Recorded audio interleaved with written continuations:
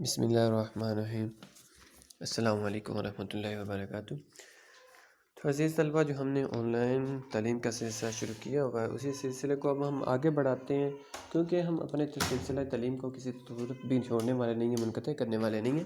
ہمارا تعلق تو ایک ایسی قوم سے ہے جو کبھی بھی جھکی نہیں ہے، کبھی بھی جو ڈری نہیں ہے، کیسی ہی چاہے بلائیں آ جائیں، کیسے ہی وبائیں آ جائیں، ہمارا تعلق ایسی قوم سے ہے جو کبھی جھکنے والی نہیں ہے۔ کیونکہ علامہ اقبال کہتے ہیں، باطل سے دبنے والے اے آسمان نہیں ہم، باطل سے دبنے والے اے آسمان نہیں ہم، 100 بار کر چکا ہے تو امتحان ہمارا۔ تو ہم ان وباؤں سے ڈرنے والے نہیں ہیں، بلکہ ہم ان کا ڈٹ کر مقابلہ کرنے والے ہیں اور اس کو شکست دینے والے ہیں۔ تو عزیز طلبہ، اب ہم اپنے سلسلہ تعلیم کو آگے بڑھاتے ہوئے، جیسا کہ پچھلے لیکچر میں، پچھلے سبق میں ہم نے جو نظریے کی تعریف پڑھی تھی، تو اس لیکچر میں، اس سبق میں ہم نظریے کے ماخذ پڑھیں گے کہ نظریے کے ماخذ کون کون سے ہیں۔ تو آج کا جو ہمارا ٹاپک ہے وہ ہے نظریے کے ماخذ۔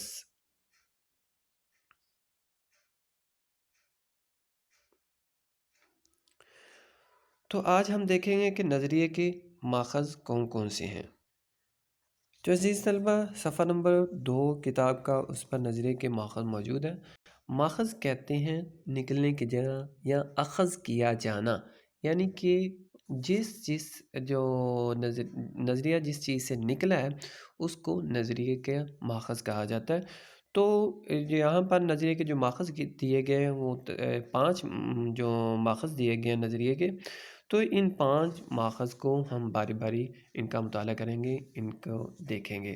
سب سے پہلا جو نظریے کا ماخذ ہے وہ مشترکہ مذہب ہے، کامن ریلیجین ہے، کہ جو مشترکہ مذہب ہوتا ہے وہ سب سے اہم جو نظریے کا ماخذ ہوتا ہے۔ تو نظریے کا ماخذ مشترکہ مذہب ہے، اس کو دیکھتے ہیں۔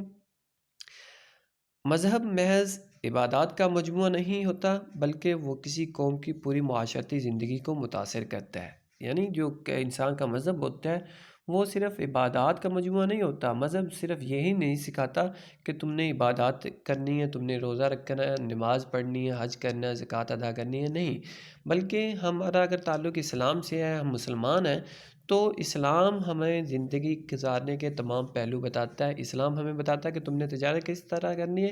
اسلام ہمیں یہ بھی بتاتا ہے کہ تم نے جو کمانا ہے وہ کس طرح سے کمانا ہے، تم نے زندگی بسر کرنی ہے تو کس انداز سے کرنی ہے، تمہارے ہمسایوں کے ساتھ کیسے سلوک ہونے چاہیے۔ اگر غریب تمہارے جو معاشرے میں موجود ہے تو ان غریبوں کے ساتھ تمہارا کیسا تعلق ہونا چاہیے۔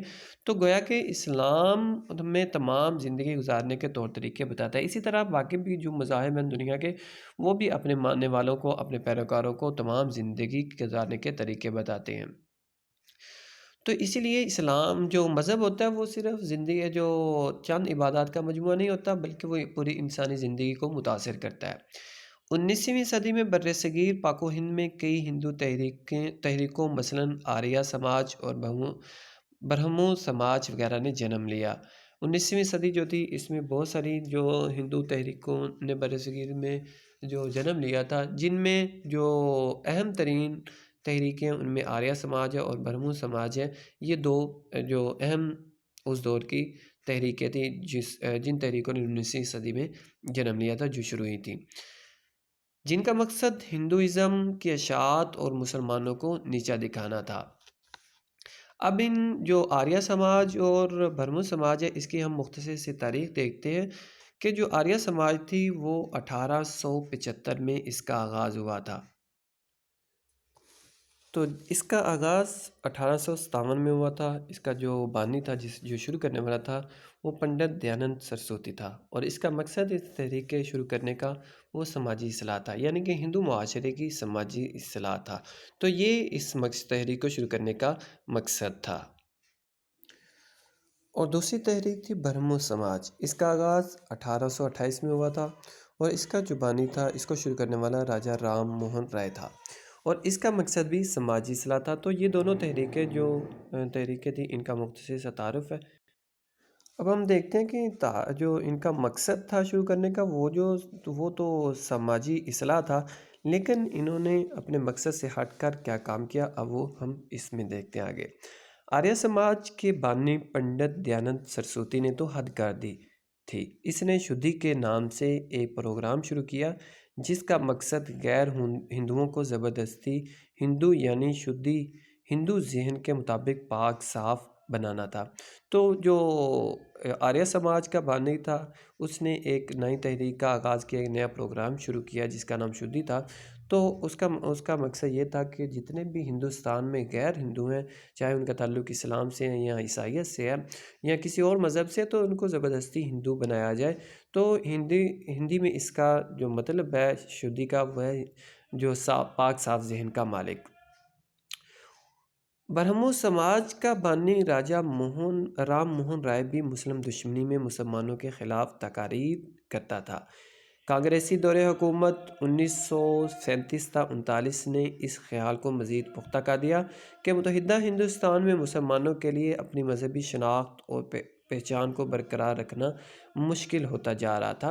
تو جب کانگریسی دور حکومت آیا تو اس دور میں بھی ہندوؤں نے مسلمانوں کو دبانے کی ہر ممکن کوشش کی۔ ان کا یہ خیال تھا، ان کی یہ کوشش تھی کہ مسلمانوں کو حتی الامکان دبا دیا جائے، ان کو ختم کر دیا جائے، اور مسلمانوں کی جو شناخت ہے، مسلمانوں کی جو پہچان ہے، اس کا خاتمہ کر دیا جائے۔ تو اس مقصد کے لیے انہوں نے ایڑی چوٹی کا زور لگایا۔ تو یہ تھا مشترکہ مذہب، جو نظریے کا سب سے اہم ترین ماخذ ہوتا ہے۔ اور اس کے بعد دوسرا جو ماخذ ہے وہ ہے مشترکہ سیاسی مقاصد، کامن پولیٹیکل آبجیکٹیوز۔ تو یہ دوسرا جو مقصد ہے، دوسرا ماخذ ہے جو نظریے کا۔ اس کو ہم دیکھتے ہیں۔ مشترکہ سیاسی مقاصد کی بدولت دنیا کی کئی اقوام نے اپنی آزادی کی جدوجہد کی۔ انگریزوں کی آمد سے برصغیر پاک و ہند میں جمہوریت کا تصور ابھرا، جس میں حکومتی نمائندوں کا انتخاب ووٹ کے ذریعے عمل میں آنا تھا۔ آبادی کے لحاظ سے مسلمان برصغیر پاک و ہند میں اقلیت میں تھے۔ اقلیت کہتے ہیں کہ وہ قوم جو کم تعداد میں ہو، تو چونکہ مسلمان ہندوستان میں کم تعداد میں تھے، اس لیے ہندوستان میں مسلمانوں کو اقلیت کہا جاتا تھا۔ لہٰذا حکومت میں مسلمانوں کا حصہ بھی تھوڑا تھا۔ چونکہ مسلمان اقلیت میں تھے، اس وجہ سے جو حکومت میں حصہ تھا وہ بھی مسلمانوں کا کم تھا۔ نئے سیاسی نظام نے جو شعور دیا تھا، اس کی وجہ سے مسلمانوں کا تشخص ابھرنے لگا۔ تو اب جو انگریزی نظام تھا، اس سے چونکہ مسلمانوں کے لیے الگ جو سیٹیں مقرر کر دی گئی تھیں، الگ حصہ مقرر کر دیا گیا تھا، تو اس وجہ سے مسلمانوں کے اندر بھی ایک سیاسی شعور ابھرنے لگا۔ تو یہ جو مشترکہ سیاسی مقاصد ہیں، یہ بھی نظریے کے ماخذ میں سے ایک جو ماخذ ہے۔ اس کے بعد تیسرا جو ماخذ ہے وہ ہے مشترکہ تعلیمی مقاصد۔ مشترکہ تعلیمی مقاصد بھی کسی قوم میں نظریے کو پروان چڑھانے میں اہم کردار ادا کرتے ہیں۔ جی، تو مشترکہ تعلیمی مقاصد بھی کسی قوم کے نظریے کے ماخذ ہوتے ہیں۔ انگریزوں نے برصغیر پر قبضے کے بعد ایسا نظام تعلیم متعارف کرایا جس میں انگریزی زبان کو مرکزی حیثیت حاصل تھی۔ اس پر مسلم علماء نے رد عمل کا اظہار کرتے ہوئے انگریزی زبان سیکھنے کو خلاف اسلام قرار دیا۔ بیشتر مسلمانوں نے نئے نظام تعلیم کو رد کر دیا۔ یہ سب ایک نظریے کی بنیاد پر ہوا اور وہ نظریہ اسلام تھا۔ چونکہ مسلمانوں کی جو تعلیمی زبان تھی وہ فارسی تھی، اور مسلمانوں کی مذہبی زبان جو تھی وہ عربی تھی، اس وجہ سے مسلمان عربی اور فارسی کو پڑھتے آئے تھے۔ اب چونکہ انگریز ایک نئی زبان لے کر آیا تھا، تو مسلمانوں کے لیے ایک دم سے اس نئی زبان کو جو اختیار کرنا مشکل ہی نہیں بلکہ ناممکن تھا۔ تو مسلمان علماء نے اس نئی زبان کے خلاف فتوے بھی جاری کیے اور اس کو خلاف اسلام قرار دیا، اور بہت سے مسلمانوں نے اس زبان کو رد کر دیا۔ اب اس کو رد کرنے کا جو مقصد تھا، اس کو رد کرنے کے پیچھے جو تحریک تھی وہ نظریے کی تھی، اور وہ نظریہ جو تھا وہ اسلام کا نظریہ تھا۔ تو یہ تیسرا جو ماخذ ہے جو نظریے کی بنیاد میں اہم کردار ادا کرتا ہے۔ چوتھا جو ماخذ ہے نظریے کو بنانے میں جو اہم کردار ادا کرتا ہے وہ ہے مشترکہ معاشی مقاصد۔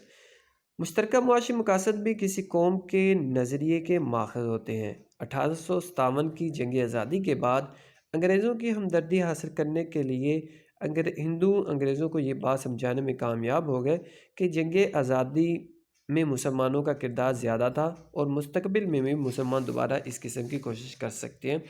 اب چونکہ جو 1857 میں جنگ آزادی لڑی گئی تھی انگریزوں اور بر صغیر کے لوگوں کے درمیان، اس میں مسلمانوں کا ہی صرف کردار نہیں تھا، اس میں ہندو اور دوسرے جو مذاہب سے تعلق رکھنے والے لوگ بھی شامل تھے۔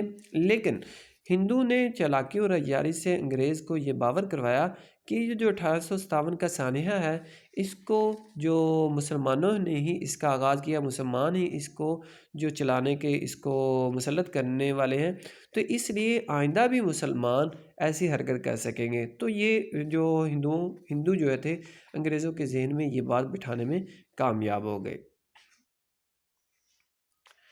اس کے نتیجے میں انگریزوں کا رویہ مسلمانوں کے ساتھ سخت ہوتا چلا گیا اور معاشی طور پر مسلمانوں پر ظلم جاری رہا۔ تو جس کی وجہ سے انگریزوں نے مسلمانوں کے خلاف جو معاشی پابندیاں لگائیں، مسلمانوں کے کاروبار تباہ کر دیے، مسلمانوں کی جو جائیدادیں تھیں، زمینیں تھیں، وہ چھین کر ہندوؤں کو تحفے میں دے دیں۔ ان تمام وجوہات کی بنا پر مسلمانوں کے لیے کاروبار اور تجارت کے مواقع ختم ہو گئے، لیکن انہوں نے اپنے نظریے کو نہ چھوڑا۔ تو اس کے باوجود جو مسلمانوں کے کاروبار کے مواقع تھے وہ ختم کر دیے گئے، وہ ہندوؤں کے سپرد کر دیے گئے، لیکن مسلمان اس کے باوجود اپنے نظریے پر کاربن رہے، نظریے کو انہوں نے نہ چھوڑا۔ اس کے بعد پانچواں اور آخری جو مقصد ہے نظریے کے ماخذ میں سے، وہ ہے مشترکہ ثقافتی مقاصد۔ مشترکہ ثقافتی مقاصد کی بنیاد بھی کسی قوم کا نظریہ جنم لیتا ہے، یعنی کہ جو مشترکہ ثقافتی مقاصد ہوتے ہیں وہ بھی کسی قوم کے نظریے کو جو بنانے میں اہم کردار ادا کرتے ہیں۔ 1857 کی جنگ آزادی کے بعد انگریزوں کی ہمدردی حاصل کرنے کے لیے ہندو انگریزوں کو یہ بات وہ اوپر والا پڑھا گیا۔ انگریزوں کے ہندوستان پر قبضے کے وقت اردو کو سرکاری زبان کی حیثیت حاصل تھی۔ برطانوی حکومت نے جب ہندوؤں کا حکومتی سطح پر عمل دخل بڑھا تو انہوں نے اردو کی جگہ ہندی کو سرکاری زبان کا درجہ دلوانے کی کوشش کی۔ جب انگریز ہندوستان میں آیا تو اس نے آ کر 1837 میں اردو کو سرکاری زبان کا درجہ دیا۔ تو چونکہ ہندوؤں کو یہ بات پسند آئی، انہوں نے اس کے خلاف تحریک کا آغاز کیا کہ ہندی کو جو ہندوستان کی سرکاری زبان بنایا جائے، اردو کو نہیں۔ اب اردو جو تھی وہ مسلمانوں کی زبان نہیں تھی، بلکہ اس کا آغاز کرنے والے ہندو تھے۔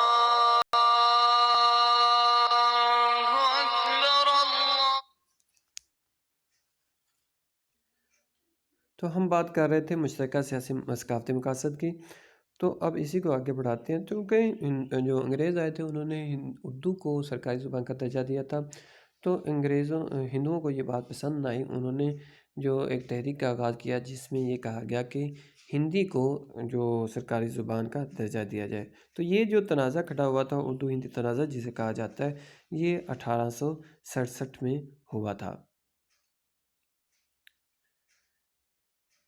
اردو کیونکہ عربی رسم الخط میں لکھی جاتی تھی، لہٰذا اسے اسلام اور مسلمانوں کے قریب تصور کیا جاتا تھا، جبکہ ہندی دیوناگری رسم الخط میں لکھی جاتی تھی، لہٰذا ہندوؤں نے اردو کی جگہ ہندی کو سرکاری زبان کا درجہ دینے کا مطالبہ کر دیا۔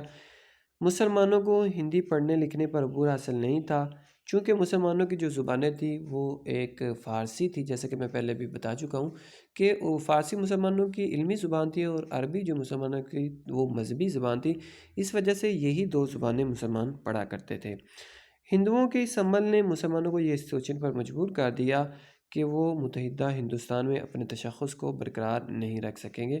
تو مسلمان اس بات کو سوچنے پر مجبور ہو گئے کہ اگر ہم نے ہندوستان میں رہنا ہے، اگر ہم اپنا وجود قائم رکھنا چاہتے ہیں، تو پھر ہمیں جو اپنے الگ تشخص کو برقرار رکھنے کے لیے اپنی جو سیاسی جو ثقافتی مقاصد ہیں ان کی بھی حفاظت کرنی پڑے گی۔